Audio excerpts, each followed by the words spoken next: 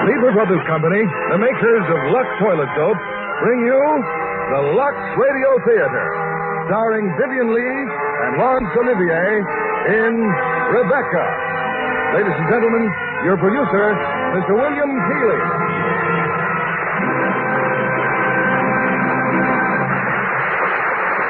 Greetings from Hollywood, ladies and gentlemen. The motion picture industry was delighted when Laurence Olivier and Vivien Leigh decided to return to the United States after too long an absence. As you know, they're recognized as two of England's finest artists. We've honored Miss Leigh with our Academy Award for her performance as Scarlett O'Hara and Mr. Olivier for his Hamlet.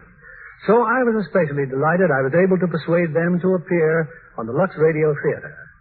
Since they're sailing next week for England, their schedule is extremely tight, and we consider it a rare privilege to have them in their first and only radio appearance together on our stage. We chose David O. Selznick's immortal screenplay, Rebecca. First, because of Laurence Olivier's brilliant characterization in his original role of Maxime de Winter. And second, because the role of Mrs. de Winter is tailored to the charm and acting ability of Vivien Leigh. We regret that Sir Laurence and Lady Olivier can't stay longer in our country. But we hope when they sail next week for England, they'll take along plenty of Lux toilet soap. Vivien Leigh has been a friend of Lux for years. Now, here's our play, starring Laurence Olivier as Maxime de Winter and Vivien Leigh as the woman who tells the story of Rebecca.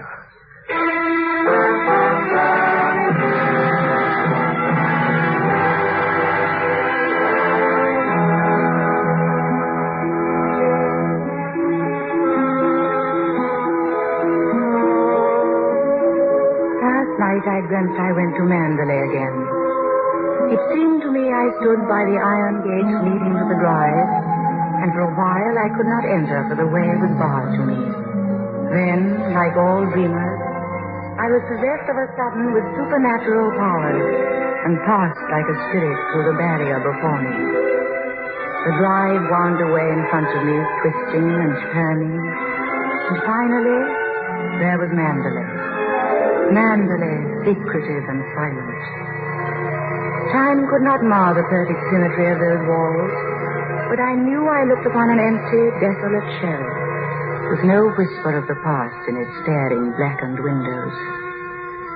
We can never go back to Manderley again. That much is certain. But sometimes in my dreams I do go back, to the strange days of my life which began for me in the south of France. There, on a great cliff towering above the sea, I first saw him. He was looking down, staring at the rocks below. And then suddenly, I thought I saw him above you. No, stop! What the devil are you shouting about? Who are you? What are you staring at? Oh, I'm sorry. I didn't mean to stare, but you were so close to the edge of the cliff, I was afraid that... Oh, you were? Well, what are you doing here? I was only walking. I came up the path and I... Well, get on with your walking. Don't hang about here screaming. Go on.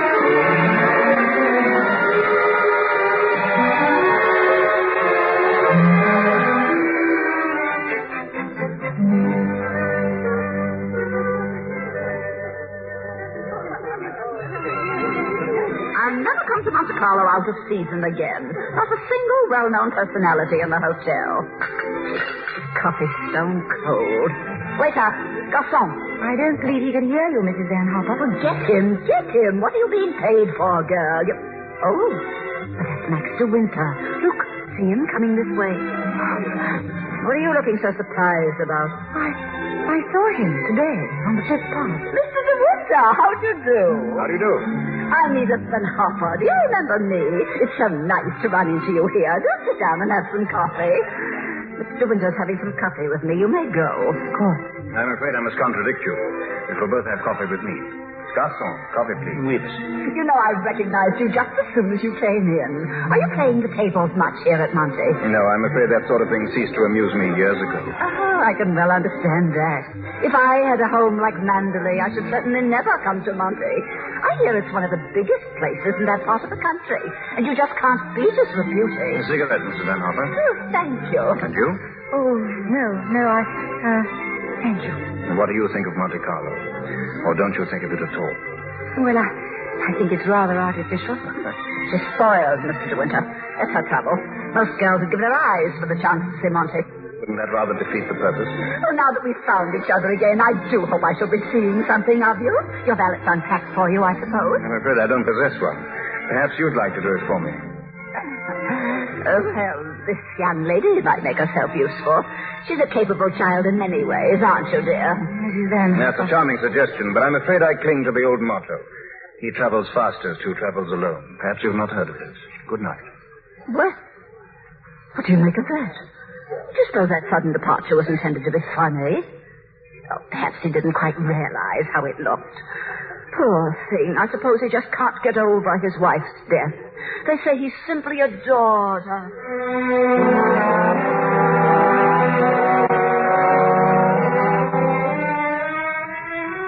When I came alone to the dining room the following day, he was already there, at the next table.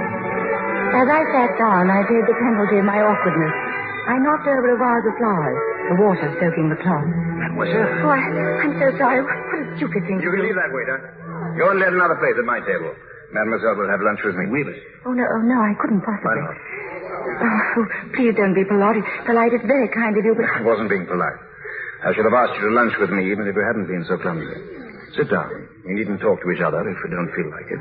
Well, thank you very much. What's happened to your friend? Oh, she's ill in bed with a cold. Oh. I'm sorry I was rude to you yesterday. The only excuse I can offer is that I have become boorish through living alone. You weren't really. You just wanted to be by yourself. Tell me, is Mrs. Van Hoffer a friend of yours or just a relation? No, she's my employer. I'm what is known as a paid companion. I didn't know the companionship could be bought. Is that a sketching pad? Do you sketch? Yes, a little. Were you going sketching this afternoon? Yes? Where? Oh, I haven't made up my mind. I'll drive you somewhere in the car. Oh, no, please don't. I don't Nonsense, want nonsense. Order your lunch when we get along.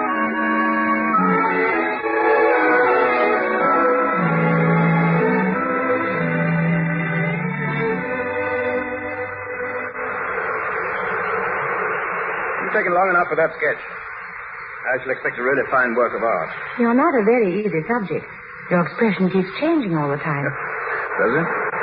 Well, I'd concentrate on the view instead if I were you. It's much more worthwhile. Rather reminds me of our coastline at home. Do you know Cornwall at all? Oh, yes. Yes, I went there once on a holiday. I was in a shop there, and I saw a postcard with a beautiful house on it, right by the sea. And I asked whose house it was, and the old lady said, "That's Manderley." Yes. Manderley is beautiful. But to me, it's just the place where I was born and have lived in all my life. Now, I don't suppose I shall ever see it again. Oh. Well, we're lucky not to be home during the bad weather, aren't we? I can't ever remember enjoying swimming in England until June, can you? But the water's so warm here, I could stay in all day. There's a dangerous undertow, and there was a man drowned here last year, but I never had any fear of drowning. Have you? Why did you say that? Well, I said something wrong. I didn't mean to. So long. I'll take you home.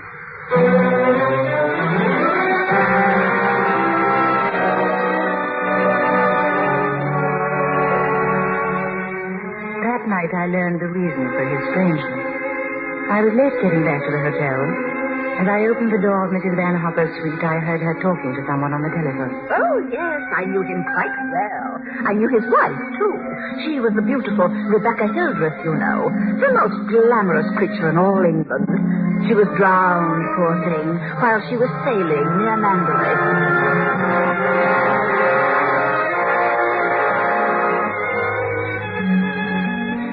I am glad it cannot happen twice. The fever of first love. For it is a fever and a burden, too.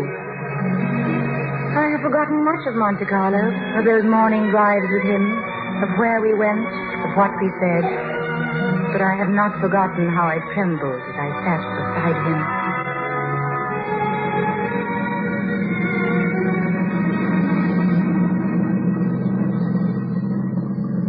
You know, I wish there could be an invention that bottled up the memory like perfume. And then, whenever I wanted to, I could uncork the bottle and live the memory all over again. And what particular moment in your young life would you want to keep? Oh, all of them. All of these last few days. Sometimes, you know, those little bottles contain demons that have a way of popping out at you, just as you're trying most desperately to forget. Yes, of course. Stop biting your nail. Oh, I didn't know I was. Would you please tell me, Mr. De Winter, why you asked me to come out with you? It's obvious that you want to be kind, but why do you choose me for your charity? I asked you to come out with me because I wanted your company. You've blotted out the past for me more than all the bright lights of Monte Carlo. But if you think I just asked you out of kindness or charity, you can get out of the car and find your own way home. Go on, open the door and get out. Here. Take my handkerchief. You better blow your nose. Thank you, Mr. De Winter. Please don't call me Mr. De Winter. I have a very impressive array of first names. George, Fortescue, Maximilian. You needn't bother with them all at once. My family call me Maxim.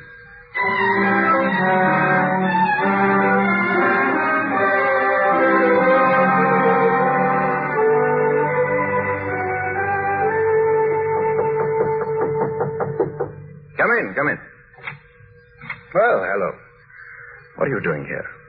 Anything the matter? I've come to say goodbye, Maxim. We're going away. What on earth are you talking about? But it's true. We're going now. I was afraid I wouldn't see you again. Where's she taking you to? New York. I don't want to go. I shall hate it. I shall be miserable. Do you mind if I finish shaving? I shan't be long. But I can't stay. Tell me something. Which would you prefer, New York or Manderley? Oh, please don't joke about it. Mrs. Van Hopper's waiting, and I'd better say goodbye now. Repeat what I said. Either you go to America with Mrs. Van Hopper, or you come home to Manderley with me. You mean you want a secretary or something?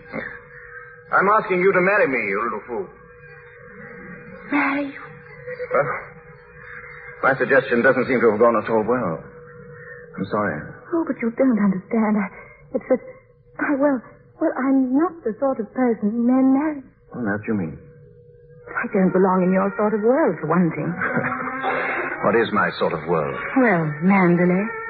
Oh, you know what I mean. Well, I'm the best judge of whether you belong there or not. Of course, if you don't love me, that's a different thing. Fine blow to my conceit, that's all. I do love you. I love you most dreadfully. I've been crying all morning because I thought I'd never see you again. Bless you for that. I'll remind you of this one day, and you won't believe me.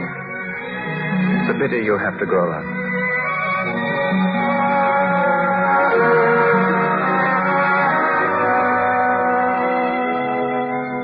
I was afraid to tell Mrs. Van Hopper, for I knew what she would say. When we were alone, she congratulated me. But I didn't like her smile. Of course, you know why he's marrying you, don't you? The fact is, that empty house got on his nerves. He just couldn't go on living alone. You haven't flattered yourself that he's in love with you, I hope.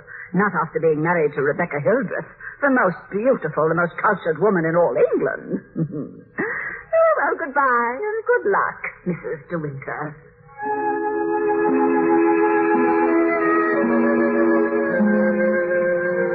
We were married that evening in a little village near the sea. And in May, we came to Manderley. We arrived early in the evening. It was raining as we drove through the high iron gates. The bride twisted and turned as a serpent. And then suddenly, there was the house. Manderley. A thing of grace and beauty. And yet somehow, almost frightening. As we came into the great hall, I saw that it was crowded with people. The staff of the house and the estate. They stood silent and curious, gazing at me. And then someone advanced from the sea of faces. She was tall and gaunt, dressed in deep black, and her prominent cheekbones and hollow eyes gave her a sort of skulled face. This is Mrs. Danvers.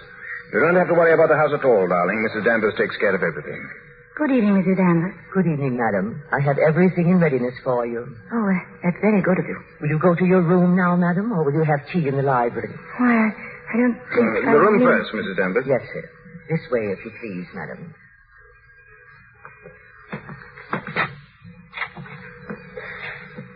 I hope you'll approve the new decorations of these rooms, madam. Oh, I didn't know that they'd been changed.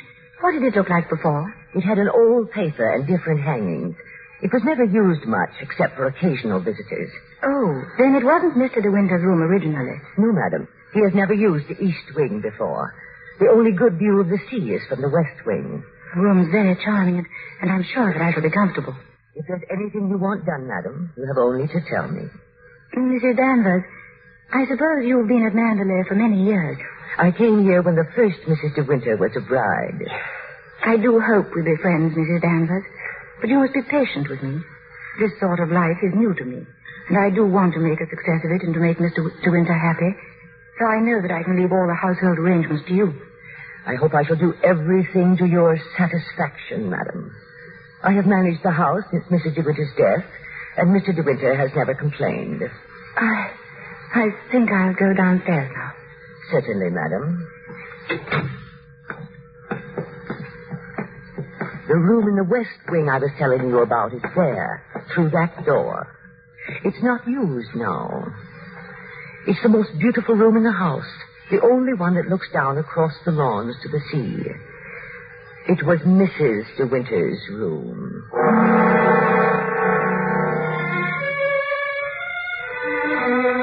I knew even then that Mrs. Danvers despised me, standing there watching me, laughing silently at my awkwardness, telling me over and over that there had been another before me, the beautiful Rebecca Hildreth. There was everything to remind me of that. The letter R embroidered on the linens, her writing paper in the drawers of the desk, a dog who still slept outside her room. She was everywhere at Manderley. Rebecca, who had died, and who still wandered through that house.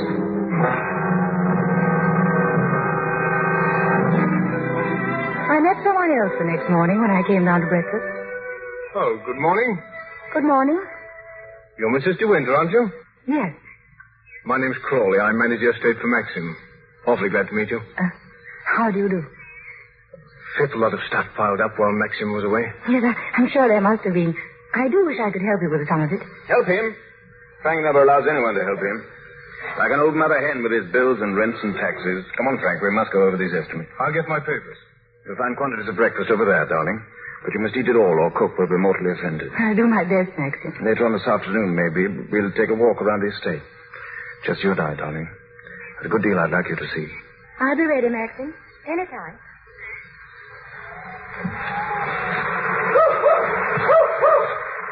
Come on, Jasper. Come on. What's that coat round you, dear? It isn't raining now, Maxim, must I? Certainly. Can't be too careful with children. Oh, it's glorious here. I love every foot of it, Maxim. Jasper, here. Not that way.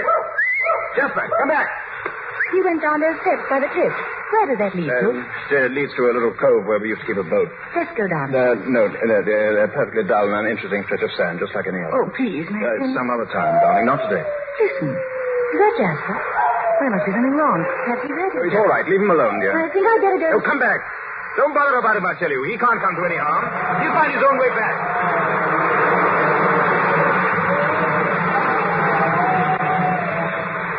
Jasper? Oh, there you are. What do you want in that cottage, Jasper? Come on home. Come on, Jasper. He comes here looking for her. Oh, I didn't know there was anybody. I know that dog. He comes from the house. He ain't yours. No, he's Mr. De Winter's dog. I know that dog. He comes down looking for her. Whose cottage is it? Mrs. De Winter. Oh. Come here, Jasper. You won't tell anyone you saw me in here, will you? Don't you belong on the estate? Yes, but I wasn't doing nothing. I was just putting my shells away. She's gone in the sea, ain't she? She'll never come back no more. No, she'll never come back. Come on, Jasper. Come on, boy.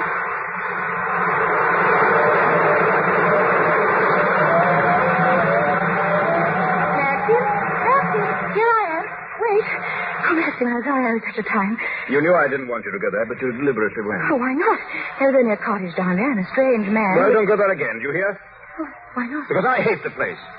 And if you had my memories, you wouldn't go there or talk about it or even think about it. What's the matter? Oh, I'm sorry. Maxim. We should have stayed away. We should never have come back to Manderley. What a fool I was. Oh, I've made you unhappy. Somehow I've hurt you. I can't bear to see you like this, because I love you so much. Do you? Do you? I've made you cry. Forgive me. I sometimes seem to fly off the handle for no reason at all, don't I? Come, we'll go home and have some tea and forget all about it. Yes, let's forget all about it.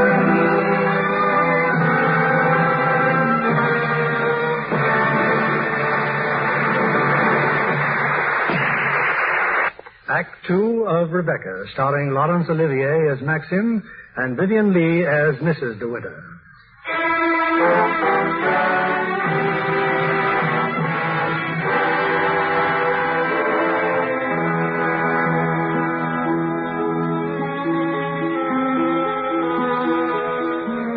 The weather was wet and cold for almost a week, and we didn't go down to the beach again.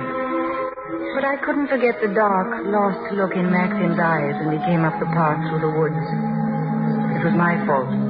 I'd gone down to that cottage. I seemed to have opened up a road into the past, and now, because of it, there was a barrier between us. I began to dread any mention of the sea. Until one morning in the library, I was alone with Frank Crawley. Oh, but you're not disturbing me, Mrs. De Winter? Please, if there's something I can explain about the estate. Well, I was down at the cottage on the beach the other day, Mr. Crawley. The place seems to be going to rack and ruin. Are those all Rebecca's things down there? Yes, they are. What did she use the cottage for? The boat used to be moored near there. The boat? Oh, was that the boat that she was sailing in when she was drowned? Yes, it capsized and sank and she was washed overboard. Where did they find her? Near Edgecombe, about 40 miles up channel. About 2 months afterwards. Maxim went up to identify her. It was horrible for him. Yes, it must have been. Mr. Crawley, please don't think me morbidly curious, but would you answer just one more question? If it's something I'm able to answer. Tell me, what was Rebecca really like? I suppose she was the most beautiful creature I ever saw.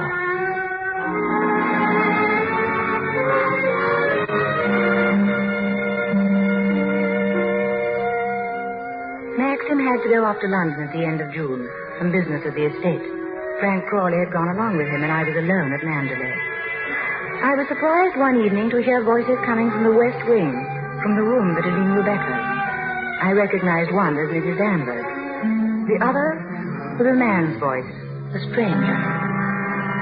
I really don't think it was wise for you to come here, Mr. Jack. No, nonsense. It's been just like coming back home. I must say I feel a little like poor relations sneaking around through back doors. Well, toodaloo, Danny. Goodbye, Mr. Jack. And please be careful. I will, don't worry. Oh, hello. Good evening. Now, Danny, all your precautions were in vain. The mistress of the house was hiding behind the door. Oh, I wasn't really. I heard voices. What about presenting me to the bride, Danny? This is Mr. Favell, madam. How do you do? How do you do? Won't you have some tea or something? Now, isn't that a charming invitation? I've been asked to stay to tea, Danny. It's rather late. Oh, well, perhaps you're right. And we mustn't lead the bride astray, must we? Goodbye. Oh, and I know what was wrong with our introduction. Danny didn't tell you, did she? I'm Rebecca's favorite cousin. Toodaloo.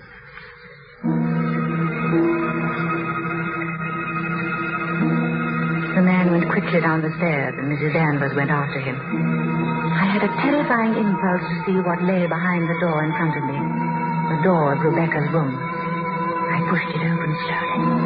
I could hear the sea plainly through the window. I had expected to see the furniture swathed in dust sheets, but nothing was covered up. There were flowers on the dressing table, a satin dressing gown on the chair, and beneath a pair of bedroom slippers. And then, suddenly, the door closed behind me. Do you wish anything, madam? No, I just... You've always wanted to see this room, haven't you? Why did you never ask me to show it to you? It's a lovely room, isn't it? The most beautiful room you've ever seen. Everything is kept just as Mrs. De Winter liked it. Nothing has been altered since that last night. This is where I keep her clothes. You would like to see them, wouldn't you? Feel this wrap.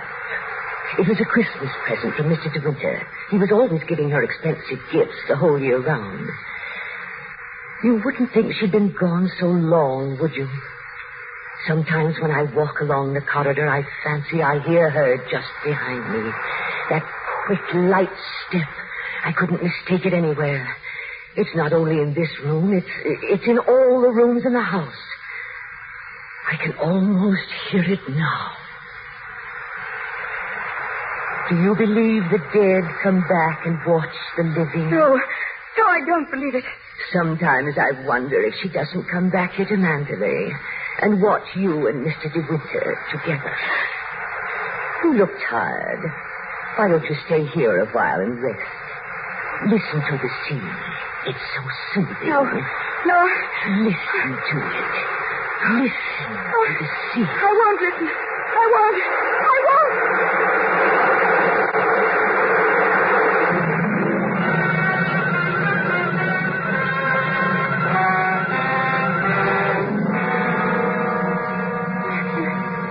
I'm so glad you're home again. Hey, you're choking me. Oh, am I?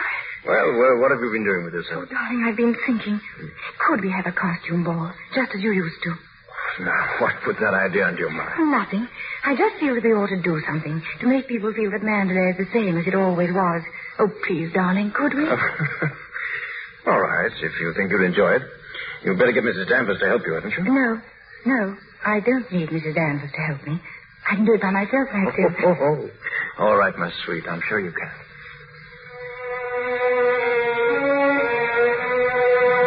But Mrs. Danvers did help me. It was she who suggested that I design my costume after one of the family portraits in the gallery. A lovely young woman in a white dress with great puffed sleeves and a hat with gay ribbons. When the night of the party arrived, I could hardly contain myself for excitement, for I'd kept the costume as a surprise for Maxie. I ran quickly down the stairs, and then I waited for the clapping and the laughter that would greet me. Suddenly, they were all quiet. Nobody clapped. Nobody moved. And then Maxim was coming towards me, his face white, his eyes blazing. What the devil do you think you're doing? Maxim, the picture, the one in the gallery. What Go and take it off. Go and take it off. Doesn't matter what you put on, anything will do.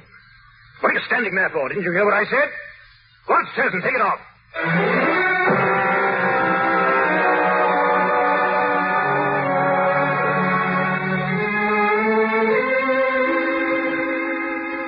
May I help you with another gown, madam? No, thank you, Mrs. Danvers. Mr. De Winter was upset. I watched you just now, madam. I watched you go down the stairs just as I watched her a year ago. Even in the same dress, you couldn't compare with her. The same dress. You knew it. You knew that she wore it, and yet you deliberately suggested I wear it. Why do you hate me? What have I done to you that you should hate me so? You tried to take her place. You let him marry you. I've seen his face, his eyes. They're the same as those first weeks after she died. I used to listen to him walking up and down, all night long, night after night, thinking of her, suffering torture because he'd lost her. I don't want to know. You thought you could be Mrs. De Winter, live in her house, walk in her steps, take the things that were hers. But she's too strong for you. You can't fight her. No one ever got the better of her. Never. She was beaten in the end, but it wasn't a man. It wasn't a woman. It was the sea. Oh, stop it. You're overwrought, madam.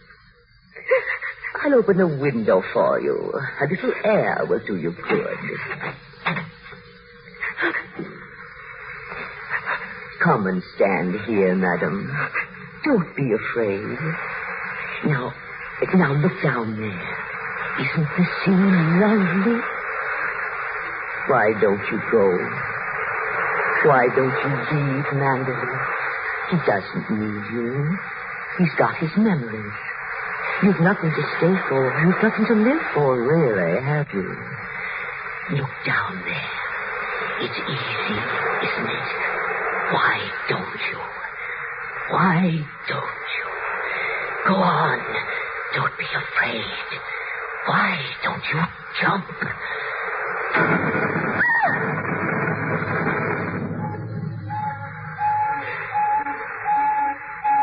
What's that noise? Maxim! Maxim! Where are you? Maxim!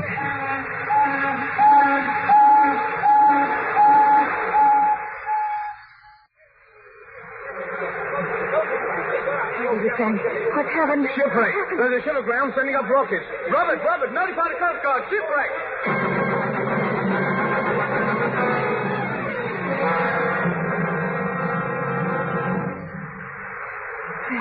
Frank, have you seen Maxim on the beach?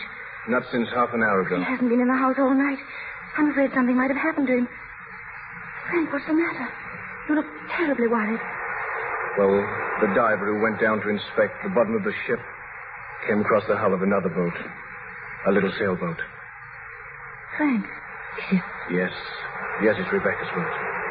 Rebecca? Oh, why did they have to fight it? Why couldn't they have left it there in peace at the bottom of the sea? Poor Max. It'll be so hard on him. Yes, it's going to bring it all back again.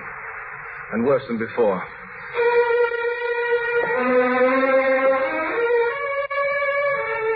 I searched the beach frantically for Maxim, but there was no sign of him. And suddenly I came upon the boathouse, Rebecca's cottage. There was a light burning dimly in the window. I pushed open the door, and there, in the glow of the dying fire, I saw the tortured face of Maxim. Hello. Come in. Max, you haven't had any sleep. Have you forgiven me? Forgiven you? For last night. For my stupidity about the costume.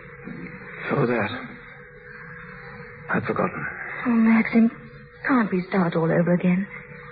I don't ask that you should love me. I won't ask impossible things.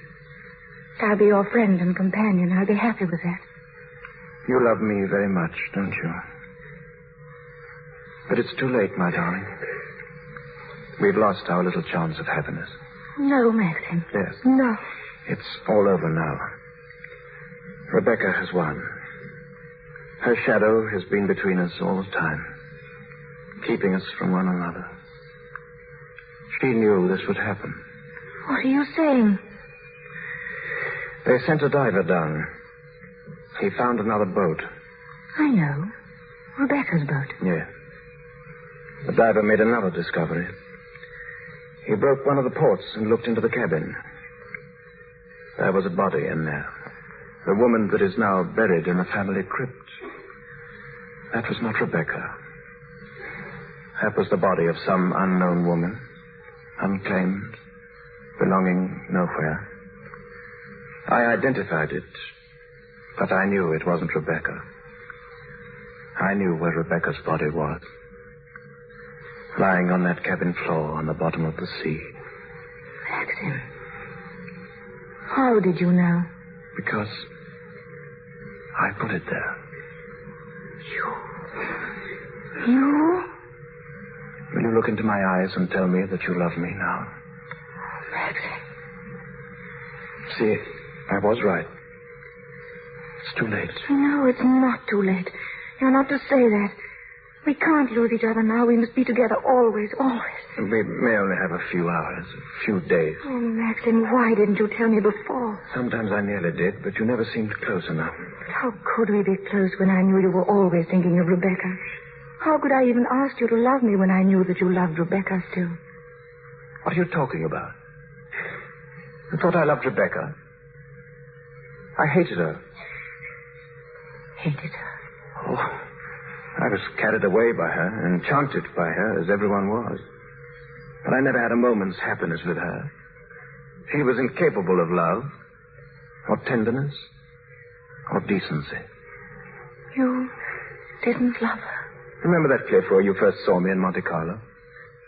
Well, I went there with Rebecca on our honeymoon. That was where I found out about her. 4 days after we were married.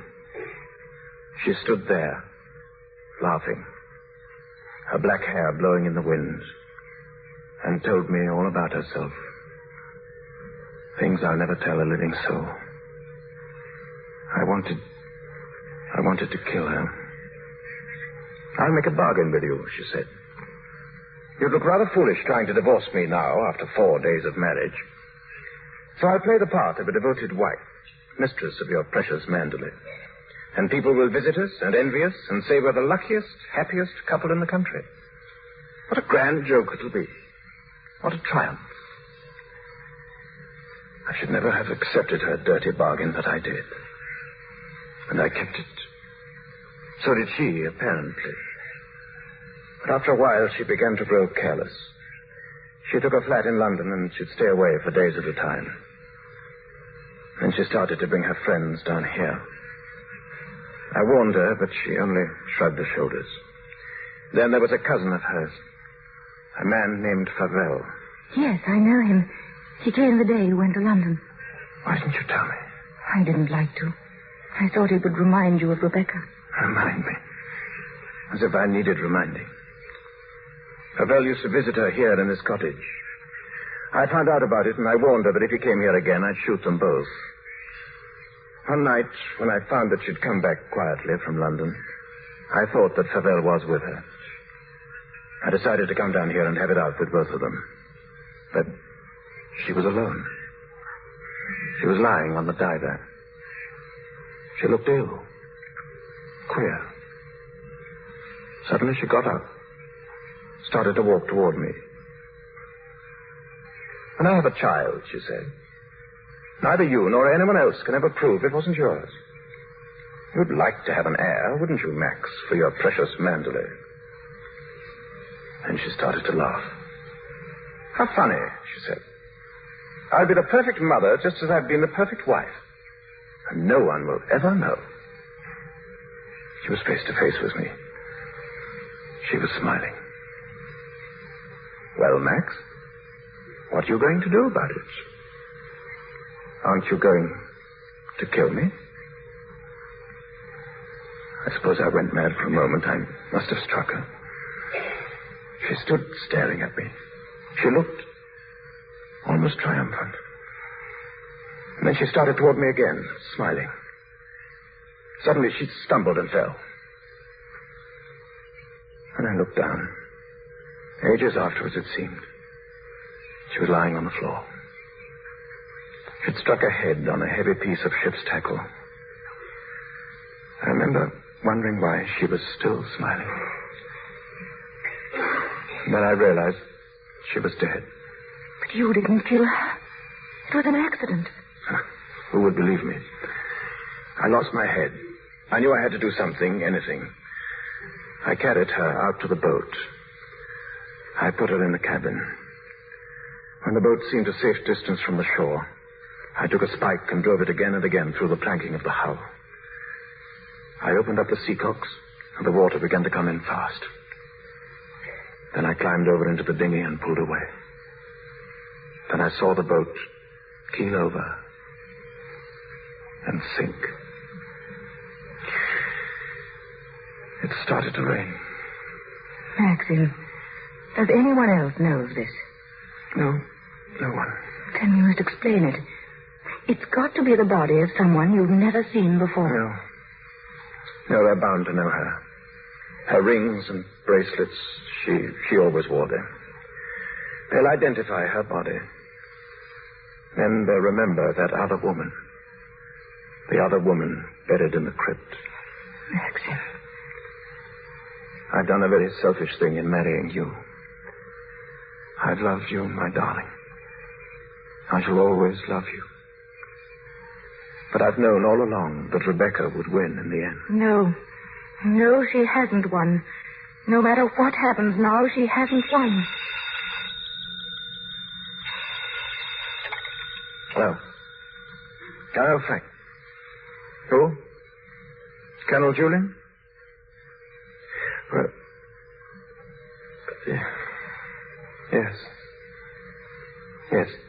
Well, tell him I'll meet him there as soon as I possibly can. What happened? Colonel Julian called. He's the chief constable of the county. He wants to know if I could possibly have made a mistake about that other body.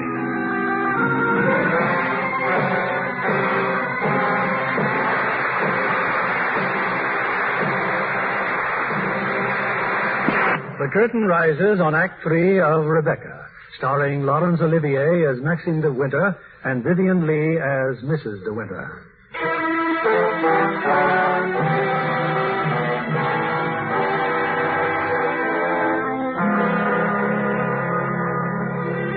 The body they had found in the boat was identified as Rebecca de Winter. There had to be an inquest, of course. Maxim was calm, almost too calm. I think that frightened me even more. Sorry to drag you back for further questioning, Mr. De Winter, but you've heard the statement of the boat builder, Mr. Tabb. I wonder if you can help us in any way. I'm afraid not. The holes in the planking were evidently made from the inside. Can you think of any reason for that? Of course I can't think of any reason. Then, since Mrs. De Winter went sailing alone, are we to believe that she drove those holes herself? You may believe whatever you like. Can you enlighten us as to why Mrs. De Winter should have wanted to end her own life? I know of no reason whatever. Mr. De Winter, however painful it may be, I have to ask you a very personal question. Were relations between you and the late Mrs. De Winter perfectly happy? Once again, were relations between you and... I won't stand this any longer, and you might as well know... Mrs. De Winter! Oh, somebody... We'll adjourn until after luncheon. Darling, you're all right. Frank, help me. I'll take her outside.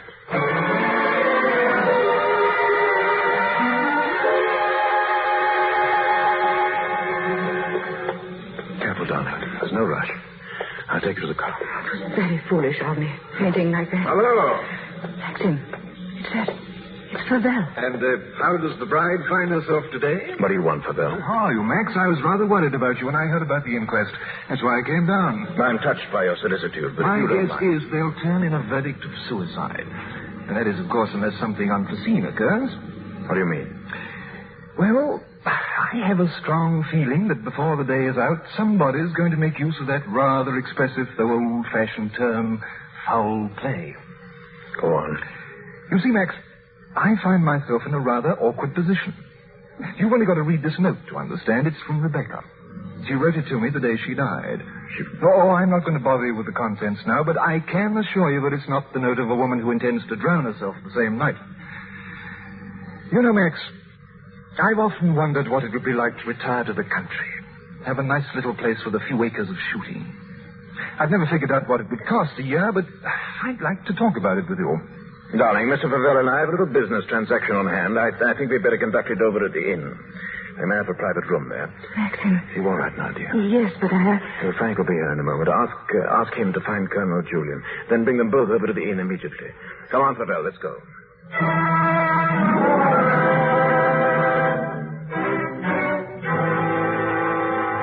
Colonel Julian, this is Mr. Fabel. Oh, I know Colonel Julian. We're old friends, aren't we? Good morning. And since you're old friends, I assume you also know that he's head of the police here.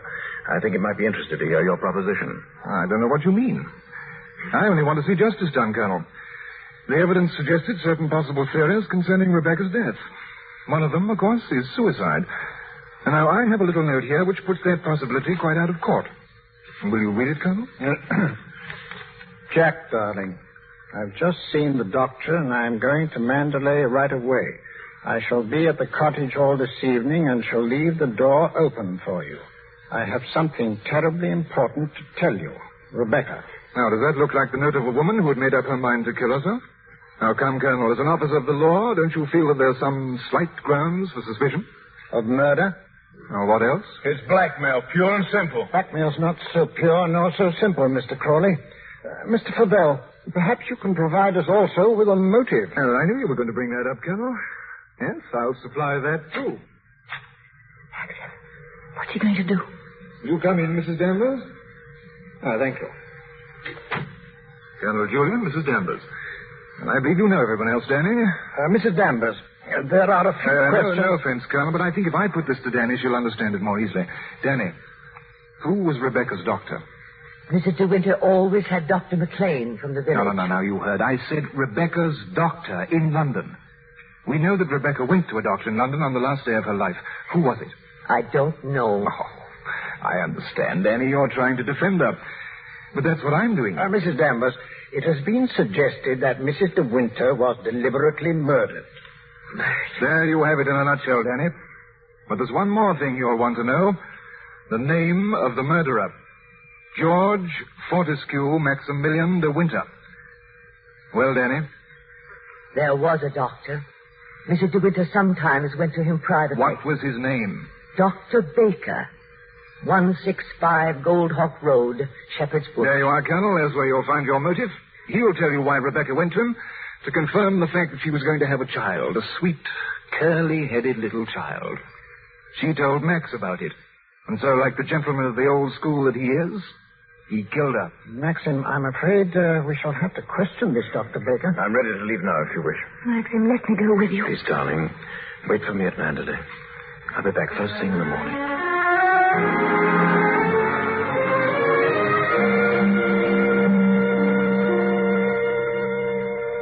You're still sure you never had a patient by the name of Rebecca De Winter, Doctor? Never, Colonel Julian. Oh, here. Here are all the appointments for that day. Ross, Campbell, Steddle, Perino, Danvers, Matthew. Danny? What the devil? You read that name again. Did you say Danvers? Yes, Mr. De Winter. I had a Mrs. Danvers for 3 o'clock. What did she look like? Can you remember? Yes, I remember her quite well. She was a very beautiful woman. Tall, dark, exquisitely dressed. Rebecca. The lady must have used an assumed name, Dr. Baker. Is that so? Well, this is a surprise. I'd known her for some time. What was the matter with her? My dear sir, there are certain Could you possibly supply a reason, Dr. Baker, for Mrs. De Winter's suicide? For her murder, you mean? She was going to have a child, wasn't she? Come on, out with it. No, she was not, Mr. Pavel. But she was very seriously ill. She was not going to have a child. That was what she thought, but my diagnosis was quite different. She wanted the truth, and I told her. She had only a few months to live. A few months? Perhaps even less. There was nothing that could be done, nothing that she could do, except wait. Did she say anything when you told her? She smiled in a queer sort of way, and... Oh, yes, I remember she said something that struck me as being very peculiar at the time. When I told her it was a matter of months, she said, "Oh, no, Doctor. Not that long." Oh, thank you. You've been very kind. You've told us all we wanted to know. I should like to have a talk with you, Mr. Pavel. I didn't know that... Will we be needed any further at the inquest, Colonel Julian? No, I can see to it that Maxim's not troubled any further. Thank you, Colonel.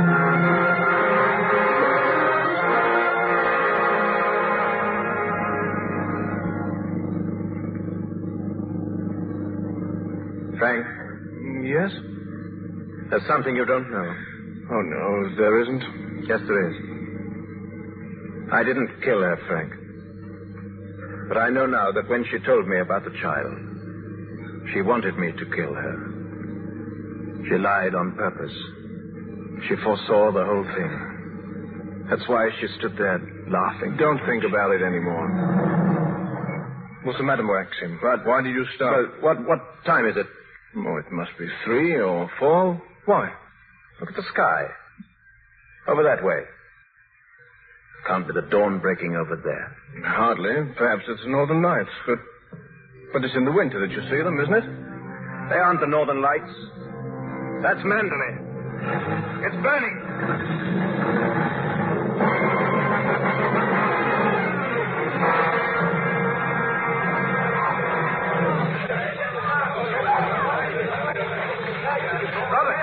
Robert, have you seen Mrs. De Winter? Where is she?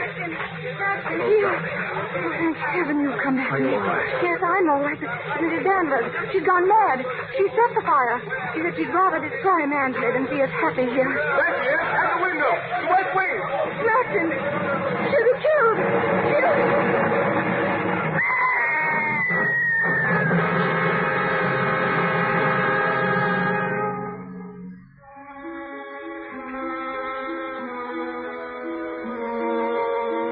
Last night I dreamt I went to Manderley again. As I stood there, hushed and still, I could swear that the house was not an empty shell, that lived and breathed as it had long ago. But Manderley is no more, and we are happy now, Maxim and I. For all our fears and sufferings lie buried in its ruins.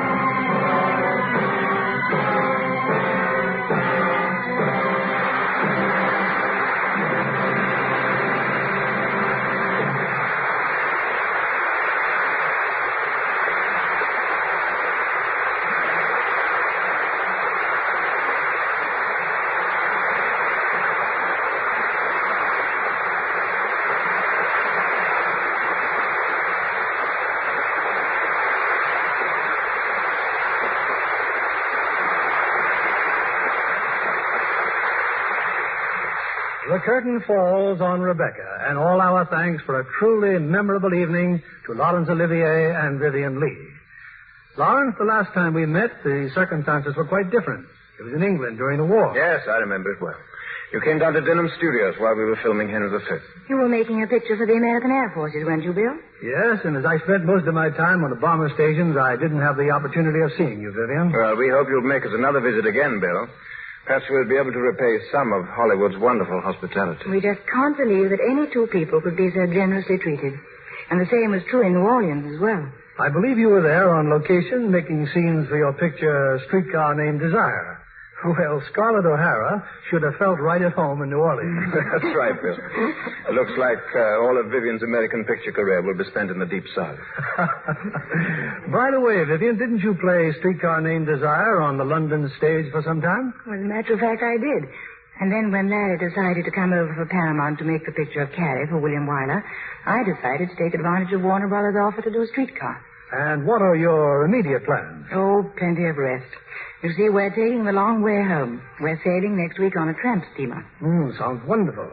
And what about when you get back to England? More Shakespearean roles, Laurence? Well, no, I rather think we'll do something a little lighter for a change. Werner, you know, we'd love to see you both in a comedy. All of which prompts me to ask, Bill, what's your play next week? Well, next week we'll present one of our special musical treats. That's a boisterous comedy as well. 20th Century Fox's recent screen hit, Wabash Avenue.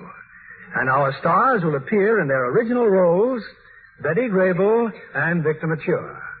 A wonderful cast in a musical of the wonderful gay 90s. Well, I'm sure everyone will look forward to that, Bill, just as much as we do. Good night.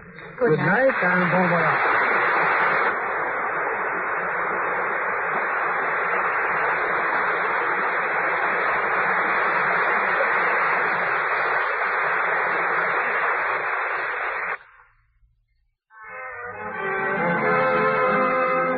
Brothers Company, the makers of Lux Toilet Soap, join me in inviting you to be with us again next Monday evening when the Lux Radio Theatre presents Betty Grable and Victor Mature in Wabash Avenue. This is William Keighley saying good night to you from Hollywood.